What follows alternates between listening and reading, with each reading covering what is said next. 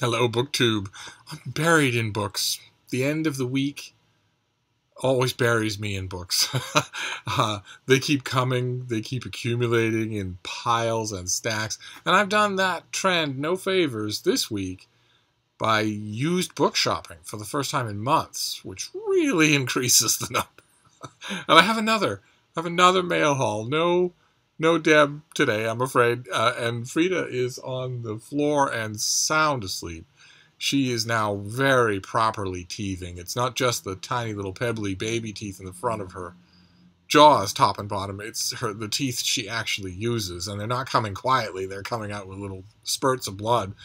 So we've had to change her food, and it's definitely sapping her energy. She's not happy, probably because it's very painful.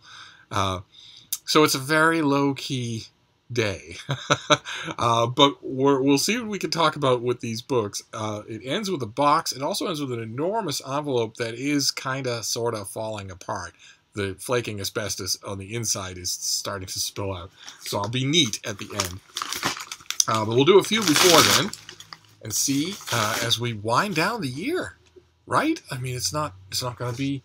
It's going to be a little bit of a week until we have our last mail haul of 2017. God, how many books have we seen this year?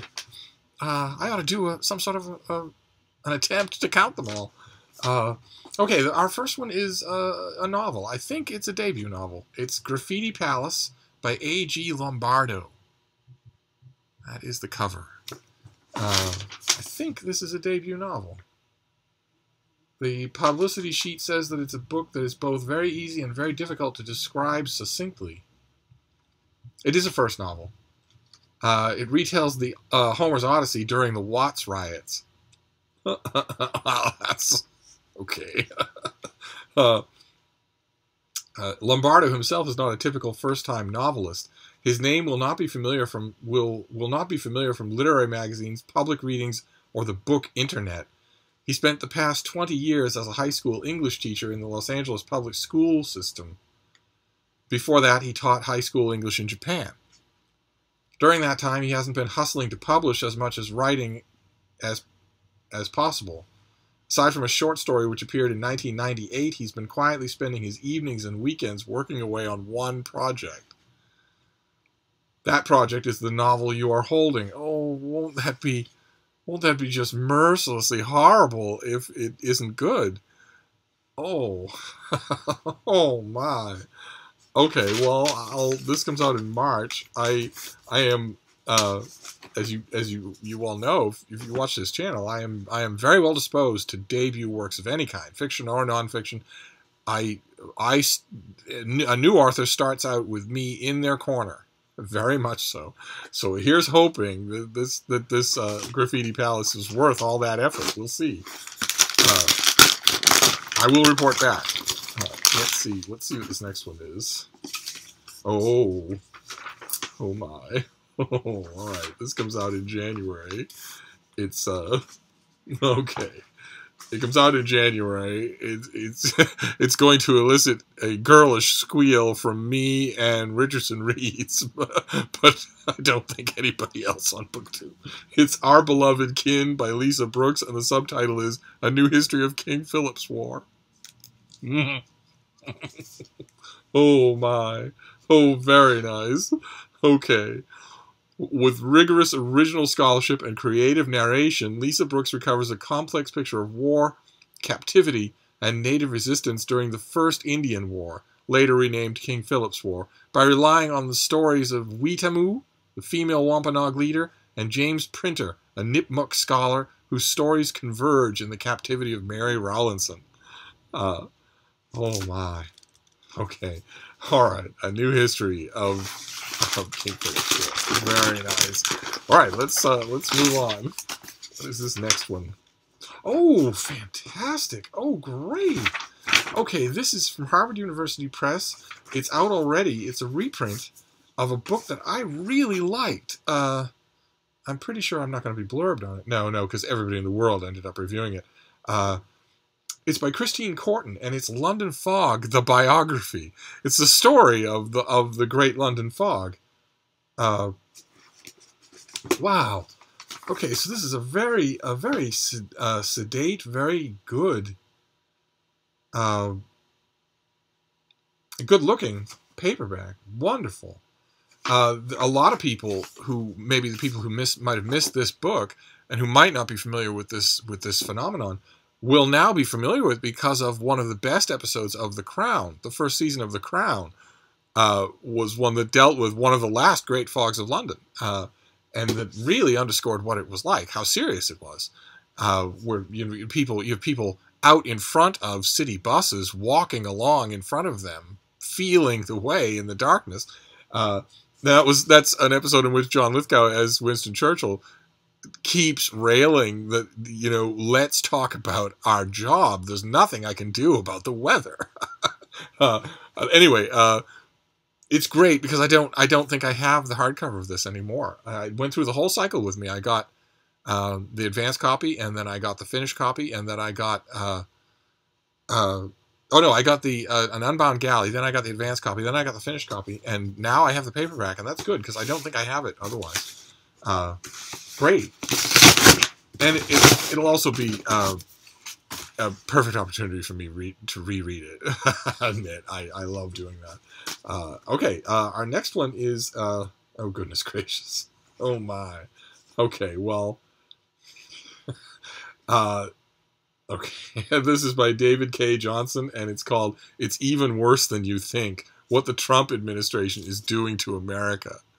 And there you've got America on Fire, but America on Fire bears a resemblance to someone. Oh my.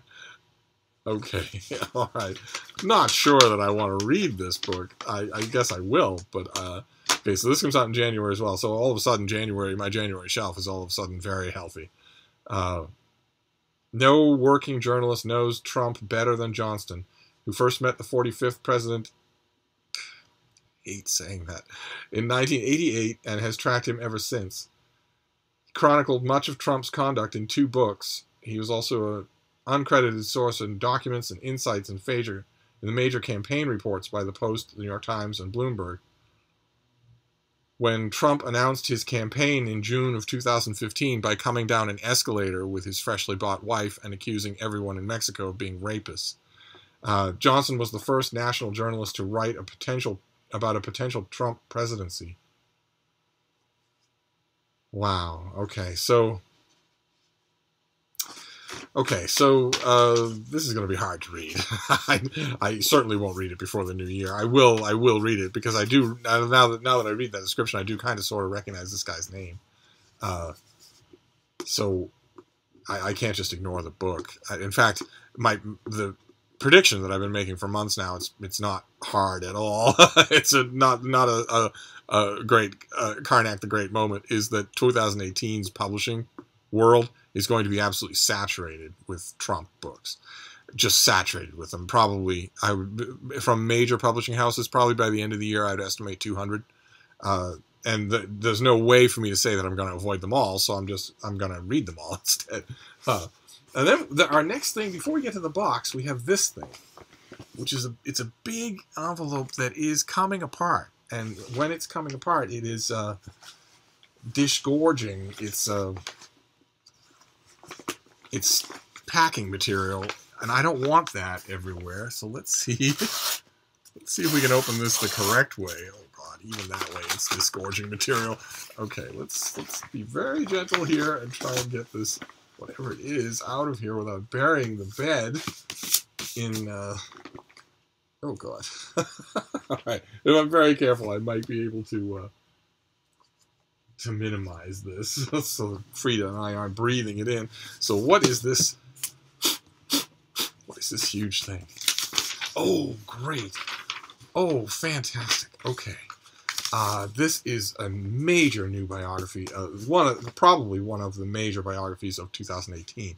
This is The New Negro, The Life and Times of Alan Locke, sort of the largely now forgotten, unknown father of the Harlem Renaissance, who's I think I mentioned when I got an advanced copy of this that we're right at the point where a biographer would need to swoop in before everybody dies, before all of the old extant living witnesses die. And also tons and tons of documentary evidence is oh God. This is incredible. Oh boy. Okay, and it's a good reminder. I am going to review this in 2018, and it's a good reminder that I really need to get on it. Because I don't just need... I have the advanced copy that I've read. This thing's like 1,000 pages long. I've read... Yeah, the advanced copy, I started in on it. I read about 200 pages and then got sidetracked by work and didn't go back to it. I loved what I read. It was enough for me to know this is the real deal. But I really need to not only finish it, but do all of the reading that surrounds it in order to know it backwards and forwards when I review it. This is not the kind of book that you want to be wrong about. I don't ever want to be wrong about something, but this is a major thing. This is a major biography. Great. Fantastic. A beautiful new hardcover. Okay, so I've got that. It's probably worth inhaling a little of this stuff. One must suffer for one's art, after all. And then the last thing is this box, and then we'll be done for today. And it's locked up like Fort Knox here. So let's see what we have. Let's see what we have. It's wrapped as well. Goodness gracious! All right, that's good. I will flatten out this paper and use it to wrap the disintegrating package so that nobody gets hurt. In the meantime, what is this? Okay, all right. Didn't request it. It's Anna Quinn, The Night Child. Requisite hideous American cover. What is this though? It is covered in advanced blurbs, just covered in them. Oh my God, I don't think I've ever seen so many.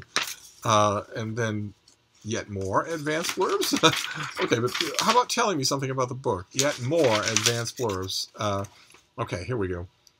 It comes out in late January. Nora Brown teaches high school English and lives a quiet life in Seattle with her husband and 6-year-old daughter. But one November day, moments after dismissing her class, a girl's face appears above the students' desks. A wild, numinous face with startling blue eyes, a face floating on top of a shapeless drapes of purple and blue where arms and legs should have been. Terror rushes through Nora's body.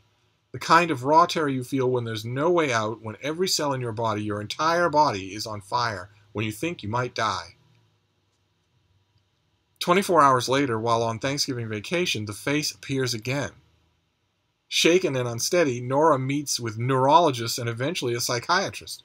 As the story progresses, a terrible secret is discovered, a secret that pushes Nora toward an even deeper psychological breakdown. This is a debut novel, wonderful, and explores the impact of traumatic childhood experiences and the fragile line between past and present. Okay, well, this kind of stuff usually leaves me cold, but that sounds intriguing. And she has published poetry and essays, and has 26 years of experience teaching and leading writing workshops across the country. And this is her first book. So we have a couple of first books here. Great. Okay, so this comes out in January. And that, do I remember correctly that... no, okay. All right, so let's see if we can do here. I'm covered in asbestos, oh God. So we have The Night Child, a debut. We'll start with a debut. Then we have The New Negro, a gigantic, definitive biography of Alan Waugh. Then It's Even Worse Than You Think. Trump expert writes a Trump analysis. A paperback of London Fog, the biography of London Fog, its history and its waning. Then Our Beloved Kin, a new history of King Philip's War. And then another debut. We'll finish up with a debut as well, Graffiti Palace. And it's interesting that we start and finish with debut novels, and in both cases they're not by typical debut novel writers. They're both by people with years and years and years of patient experience. That's kind of fascinating. I wonder if that'll be reflected in the books. You'd have to hope that it would be, right? But we'll see. I make I mean, it's a little cottage industry to sort of gently reprimand debut novelists for falling for the typical penchants and mistakes of debut novelists. These two, if I read their biographies correctly, ought to be able to avoid those mistakes. So who knows what we'll get instead. Anyway, I will report back in all these cases. But in the meantime, I'm going to wrap it up here, and we'll reconnect later. Thank you, BookTube.